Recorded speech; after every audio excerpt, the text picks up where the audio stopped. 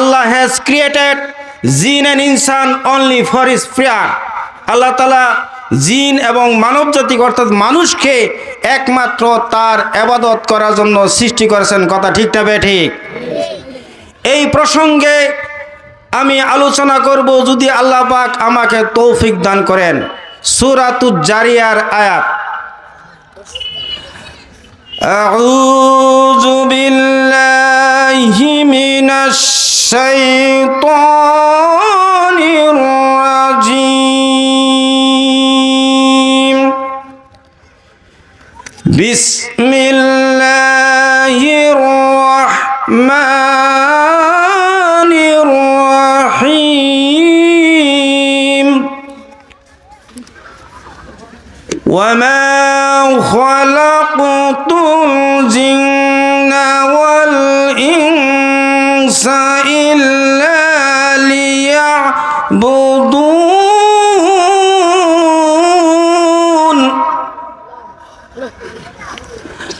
আল্লাহ তাআলা বলছেন যে ওয়ামা খালাকতুল জিন্না ওয়াল ইনসা, আমি জিন এবং মানব জাতিকে সৃষ্টি করি নাই ইল্লা তবে হা করেছি লিয়াবুদুন, আমার ইবাদত করার জন্য। এখানে ইল্লা হরফে এসএস না, যে খতিব সাহেব আছেন।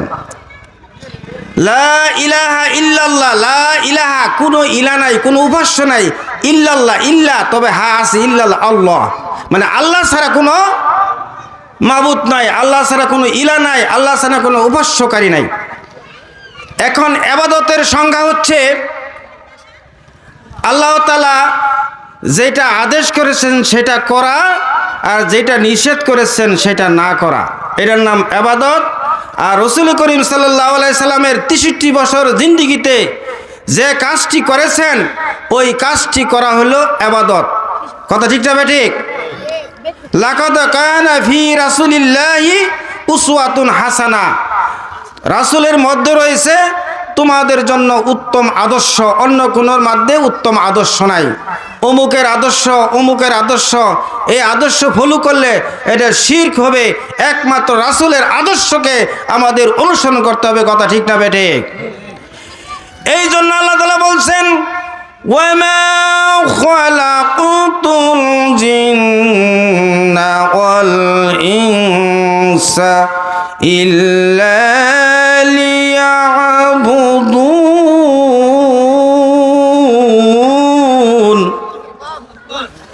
আমি জিন এবং মানব জাতিকে একমাত্র আমার ইবাদত করার জন্য সৃষ্টি করেছি, আমার বন্দিগি করার জন্য সৃষ্টি করেছি, আমার দাসত্ব করার জন্য সৃষ্টি করেছি। কথা ঠিক না বেঠিক?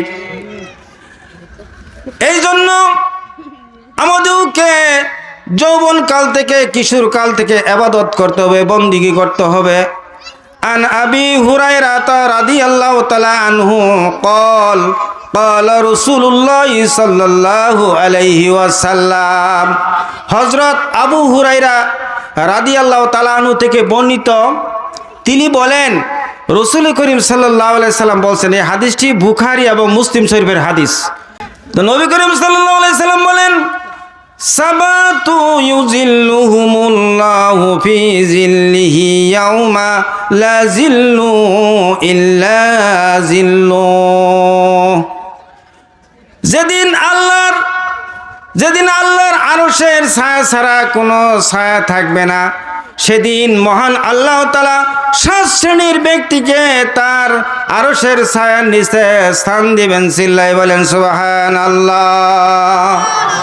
7 শ্রেণীর লোককে যেদিন হাসরের ময়দানে, কিয়ামতের দিবসে, হাসরের ময়দানে কঠিন দিনে, যেদিন অর্ধ হাত উপর দিয়ে 9 ইঞ্চি উপর দিয়ে সূর্য যাবে, ওই দিন মানুষের মাথার মস্তক, পাপীদের মাথার মস্তক গলে গলে পড়বে। কিন্তু 7 শ্রেণীর লোককে আল্লাহ তাআলা তার আরশের ছায়ার নিচে স্থান দিবেন। চিল্লাই বলেন সুবহানাল্লাহ। 1 নম্বর হচ্ছে ইমামু আদিল, ন্যায়পরায়ণ শাসক, ন্যায়পরায়ণ বাদশাহ। একজন মেম্বার হতে পারে, একজন চেয়ারম্যান হতে পারে, একজন এমপি সাহেব হতে পারে, একজন প্রধানমন্ত্রী হতে পারে। যে 3000 করে টাকা দেয় মেম্বার সাহেব চেয়ারম্যান সাহেব তাদেরকে কাট করে দেয়, কথা ঠিক না ঠিক? আর যে প্রকৃত গরিব সে বিধবা কার্ড পায় না, সে রেশন কার্ড পায় না, সে মানবতর জীবন যাপন করে। আর যে 3000 5000 টাকা ঘুষ দেয় তাকে কি করা হয়? কাট করে দেওয়া হয়, কথা ঠিক না ঠিক? আল্লাহ নবী করিম সাল্লাল্লাহু আলাইহি সাল্লাম বলছেন, ইমাম আদিল, ন্যায়পরায়ণ শাসক, ন্যায়পরায়ণ বাদশা ওই দিন আল্লাহর আরশের ছায়ার নিচে স্থান পাবেন। চিল্লায়ে বলেন সুবহানাল্লাহ। করম বি ওয়া লুৎফ খুদা বান্দাগার, গুনাহ বান্দা করো দুস্ত আও শর্মে সার, গুনাহ বান্দা করো দুস্ত আও শর্মে সার। কি ওয়াজ করবো? এক আল্লাহর ওলি সেই কাবা শরীফের সামনে যে বলতেছে, হে আল্লাহ গো, সে জ্ঞানের সাগর ছিল, তারপরে বলতেছে আমার কোনো জ্ঞান নাই, তুমি জ্ঞান দান করো। আমি গুনাহগার বান্দার কাছে যদি কোনো ব্যক্তি যদি তোমার সম্পর্কে প্রশ্ন করে আমি কি উত্তর দিব? করম বিওয়ালত খুদা বান্দাগার, গুনাহ বান্দা করো দুস্ত আও শর্মে সার, গুনাহ বান্দা করো দুস্ত আও শর্মে সার। আশিকা কে क्या मजा है माशिका के पूजियो, शाहे गुल का क्या मजा है बुलबुली को पूजियो, शाहे गुल का क्या मजा है बुलबुली को पूजियो। বাদশা ব্যস্ত থাকে তার রাজত্ব নিয়ে, সে তার সিংহাসনকে কেমনে টিকে রাখা যায়। ইমানদার বান্দা ব্যস্ত থাকে কিভাবে আল্লাহকে রাজি খুশি করা যায়, কিভাবে আল্লাহর ইবাদত করে আল্লাহর প্রিয় বান্দা হওয়া যায়, কথা ঠিক না ঠিক? এই জন্য ইমাম আদিল, ন্যায়পরায়ণ শাসক। দুই নম্বর হচ্ছে ওয়াসাব্বু নাসআ ফি ইবাদাতিল্লাহ। ওই যুবক, যে যুবক ইবাদত করতে করতে যৌবনকাল পার করে দিয়েছে, বলেন সুবহানাল্লাহ। এই জন্য ছোট ছোট বাচ্চা যারা মাদ্রাসায় পড়ে কোরআনের হাফেজ হয়, আলেম হয় এবং শেষ পর্যন্ত যদি সে ইবাদতের মধ্যে থাকে, তাহলে ওই মাদ্রাসার ছাত্র সেই আল্লাহর আরশের ছায়ার নিচে স্থান পাবে, বলেন সুবহানাল্লাহ। আর যে যুবক ইউনিভার্সিটিতে পড়ে, কলেজ মাদ্রাসায় পড়ে, কলেজ স্কুলে পড়ে, সেও যদি ইসলামী আন্দোলন করে, 5 ওয়াক্ত নামাজ পড়ে, আল্লাহর জমিনে আল্লাহর দ্বীনকে প্রতিষ্ঠা করার জন্য সারাটা জীবন বিলিয়ে দেয়, ওই ব্যক্তিও আল্লাহর আরশের ছায়ার নিচে স্থান পাবেন। চিল্লাই বলেন সুবহানাল্লাহ। আর তারা তাবলীগ করে, তারা মসজিদের দিকে দৌড়ায়, মসজিদে যায়, তারা ইবাদত করতে করতে তাদের জিন্দেগিটা পার করে দিয়েছে, তারাও হবে আল্লাহর আরশের ছায়ার নিচে স্থান পাবেন। চিল্লাই বলেন সুবহানাল্লাহ। ওয়াসাব্বু নাসআ ফি ইবাদাতিল্লাহ। ওই যুবক যে যৌবনকাল ইবাদত করতে করতে করতে করতে সে বৃদ্ধ অবস্থায় পরিণত হয়েছে, এই যুবক আল্লাহর আরশের ছায়ার নিচে স্থান পাবে। আপনাদের কি খারাপ লাগছে? সহিহ হাদিস, কোরআন বা হাদিসের ওয়াজ, কিসসা কাহিনী না। কিসসা কাহিনী করলে শুনে কিন্তু বেশি, ঠিক না?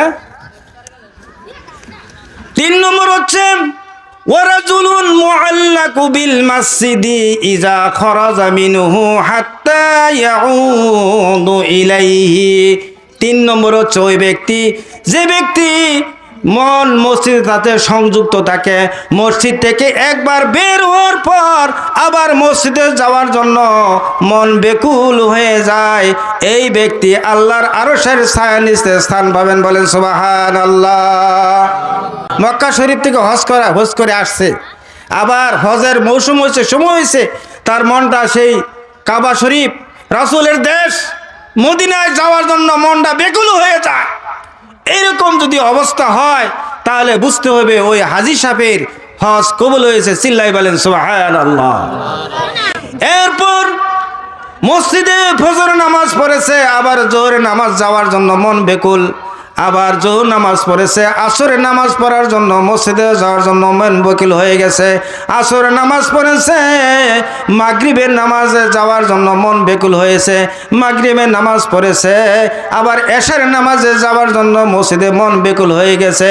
মন যদি এরকম বেকুল হয়ে যায় তাহলে বুঝতে হবে ওই লোকের নামাজ আল্লাহ তাআলা কবুল করেছেন। মুআল্লাকা বিল মসজিদি ইজা খরাজা মিনহু হাত্তা ইয়াউদা ইলাইহি, তাহলে ওই ব্যক্তিকে আল্লাহ তাআলা আরশের ছায়ার নিচে স্থান দিবেন। চিল্লাই বলি সুবহানাল্লাহ। মসজিদে যাবার চাই না অনেকেই, মসজিদে তাবদুলু মর্যাদা সাবিউ ওয়াইশিনা দরাজা, একা একই নামাজ পড়ার চেয়ে জামাতে নামাজ পড়া 27 গুণ বেশি সব। চিল্লাই বলেন সুবহানাল্লাহ।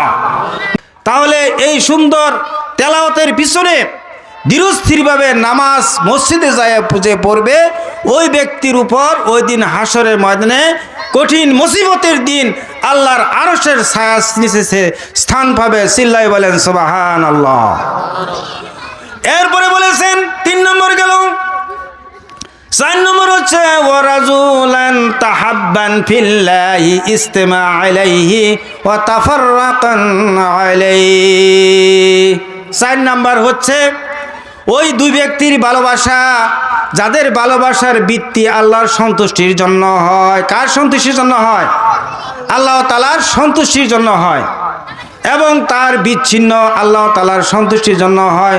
হযরত আবু বকর, হযরত উমর, হযরত উসমান রাদিয়াল্লাহু তাআলা আনহু, হযরত আলী রাদিয়াল্লাহু তাআলা আনহু ইসলাম গ্রহণ করার পূর্বে তাদের কাফের মুশরিক বন্ধু ছিল। যখন ইসলাম গ্রহণ করলো তখন তাদের থেকে তারা বিচ্ছিন্ন হয়ে গেছে। কথা ঠিক না বেঠিক?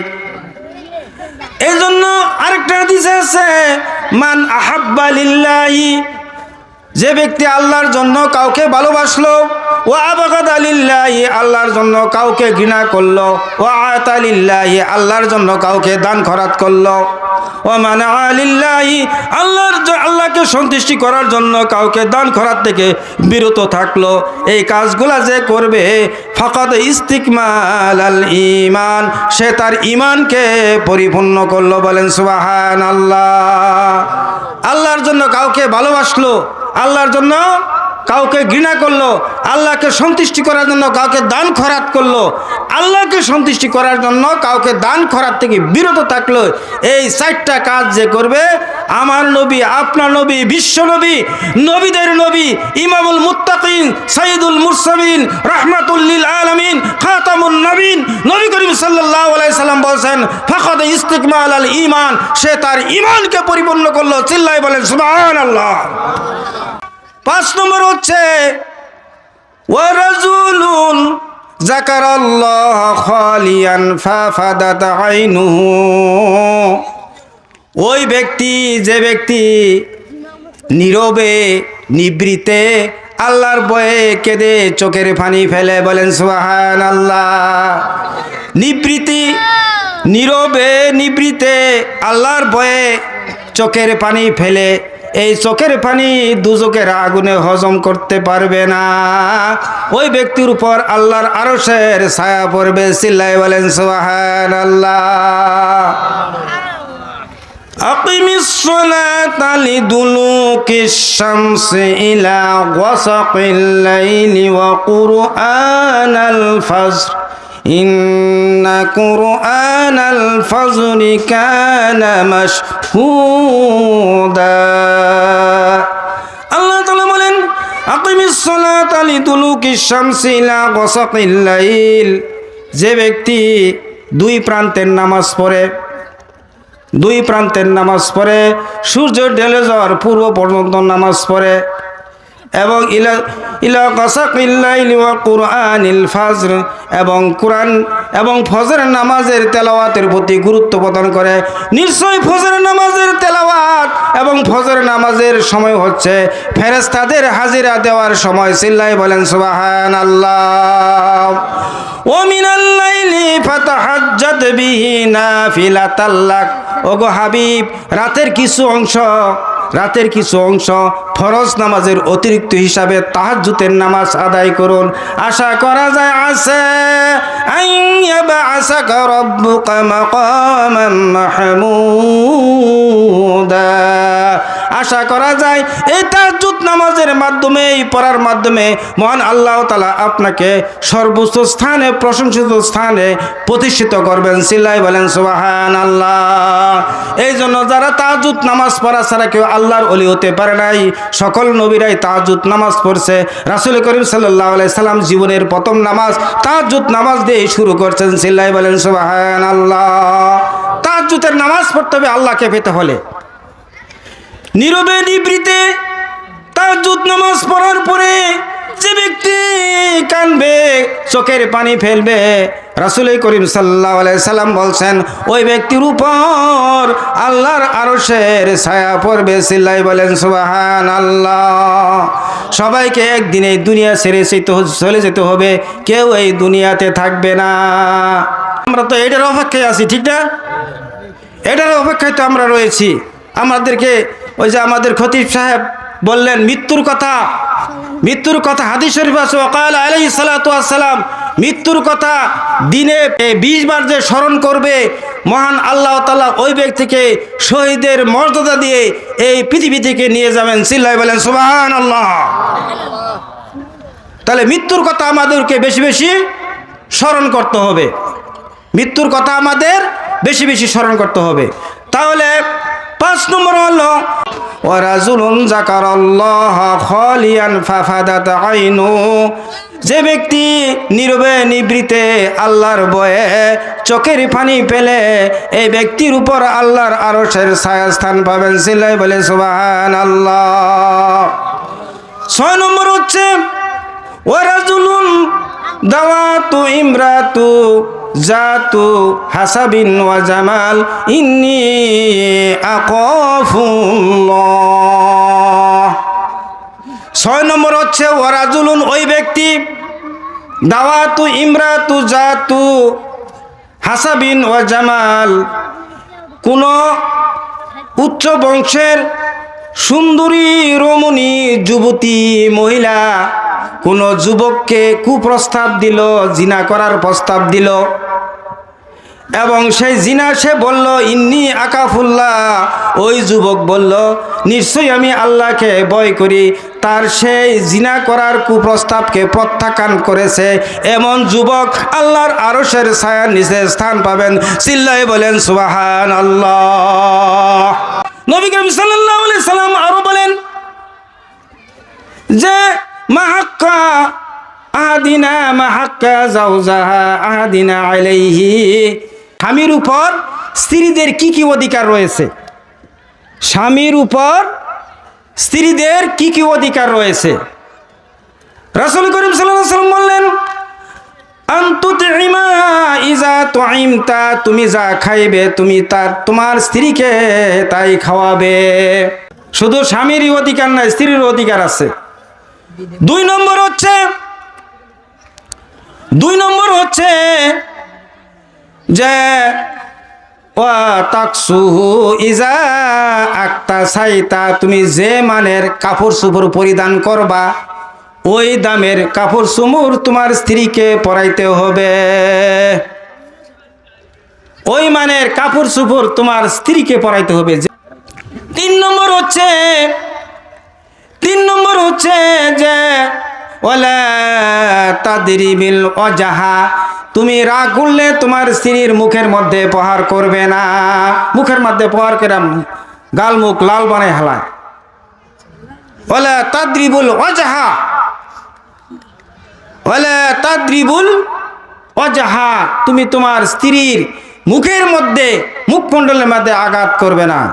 ওয়ালা তুকাব্বিহ, তোমার স্ত্রীকে অশ্লীল ভাষায় গালিগালাজ করবে না, অকথ্য ভাষায় গালিগালাজ করে, যে গালিগালাজ করলে রহমতের ফেরেশতা দ্বারের কাছ দিয়ে আসে না। স্ত্রীকে এরকম গালিগালাজ করে, আমাদের ওইদিকে করে, এদিকে হয়তো করে না। ওয়ালা তুকাব্বিহ, স্ত্রীকে অশ্লীল ভাষায়, খারাপ ভাষায় গালিগালাজ করা যাবে না।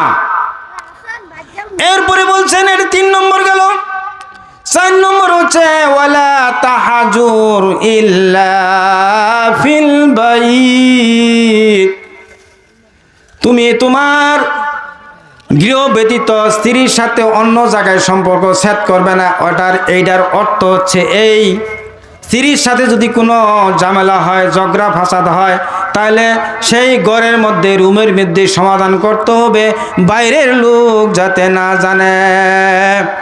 ওয়ালা তাহাজুরু ইল্লা ফিল বাইত, তুমি তোমার স্ত্রীর সাথে গৃহ ব্যতীত অন্য জায়গায় সম্পর্ক ছেদ করবে না, বাইরে যাতে বুঝে তোমার সাথে তোমার স্ত্রীর সাথে খুবই সম্পর্ক, মধুর সম্পর্ক, এইটা যাতে বাইরে বুঝে।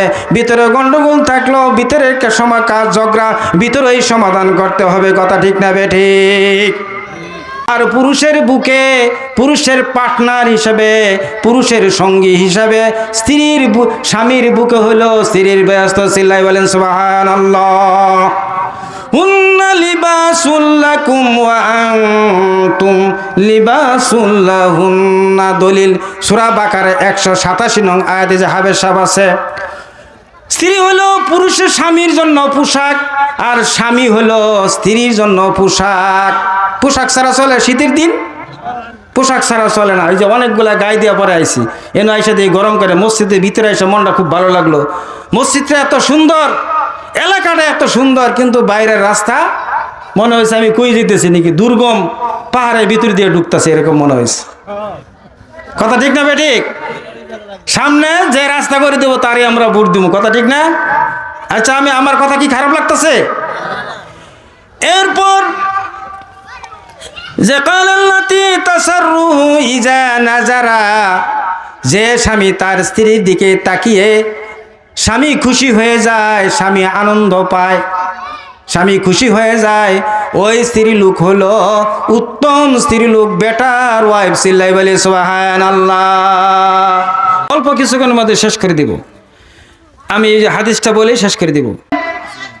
যে এমন নারী, যে নারী নিজের স্বামীর অনুমতি ছাড়া অন্য পুরুষের ঘরে যাতায়াত করে, বলেন নাউজুবিল্লাহ। অন্য পুরুষের ঘরে যাতায়াত করে নিজের স্বামীর অনুমতি ছাড়াই, পাড়া বেড়ানি শেষ, পাড়া বেড়ানি শেষ। পাড়া বেড়ান যাব, যদি এক মহিলা আরেক মহিলাকে ইসলামের দাওয়াত দেয়, দিনের কাজের জন্য দাওয়াতে, বুরকা পরে স্বামীর অনুমতি নিয়ে দাওয়াত দিতে হবে, এটা জায়েজ আছে, হাজার হাজার কোটি কোটি বার জায়েজ আছে। কিন্তু বিনা কারণে স্বামীর অনুমতি ছাড়া 7 পাড়া 7 গ্রাম মানে 7 বাড়ি বেড়ানো শেষ, সকালের 10টা 9টার মধ্যে। কথা ঠিক না বেঠিক?